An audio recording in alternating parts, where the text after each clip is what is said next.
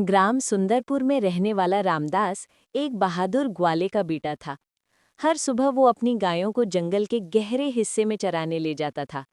वो हिस्सा जहाँ बड़े बड़े पेड़ आसमान को छूते थे और हवा में जादू सी महक रहती थी। उसकी सबसे सुंदर गाय लाली के गले में एक जादुई घंटी बंधी थी। वो घंटी आम नहीं थी। उसकी टुनटुन जंगल में चमकते रास्ते दिखाती थी और जंगली जानवरों से रक्षा भी करती थी। इसलिए वो बहुत कीमती थी। एक दिन सुबह जब रामदास लाली को ले जा रहा था, तभी जंगल में अचानक काली धुंध छा गई।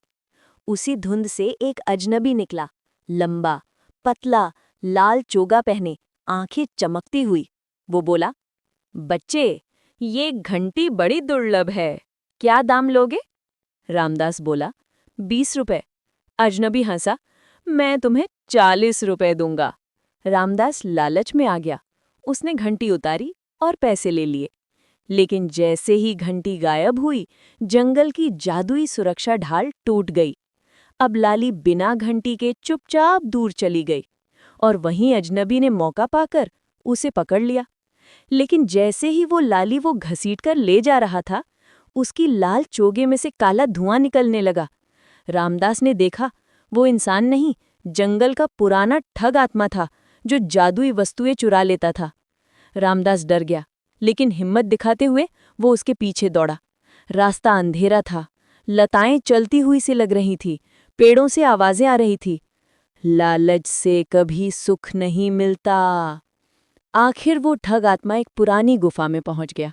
गुफा के अंदर जादुई रोशनी, पुराने खजाने और भटके हुए जानवरों की परछाइयां चमक रही थी। रामदास ने जोर से चिल्लाया, मेरी लाली को छोड़ दो। ठग आत्मा हंसा, हा हा हा, तुमने मुझे ही घंटी बेच दी, अब ये गाय भी मेरी। तभी लाली ने जोर से रंभाया और गुफा में गूंज हुई। रामदास को याद आया, जादुई घंटी तभी वापस आती है जब ग्वाला सच्चे मन से पछताए। उसने आंखें बंद की और दिल से कहा, मुझे अपनी गलती का एहसास हो गया, मैं लालच में अंधा हो गया था। क्षण भर में हवा में चमक हुई और जादुई घंटी रोशनी बनकर वापस लाली के गले में आ गई। घंटी बजते ही ठगात्मा चीखा और काले धुएं में गायब हो गया। रामदास ने लाली को प्यार से छुआ। रामदास उसे लेकर गांव लौटा और पिता को सब बताया।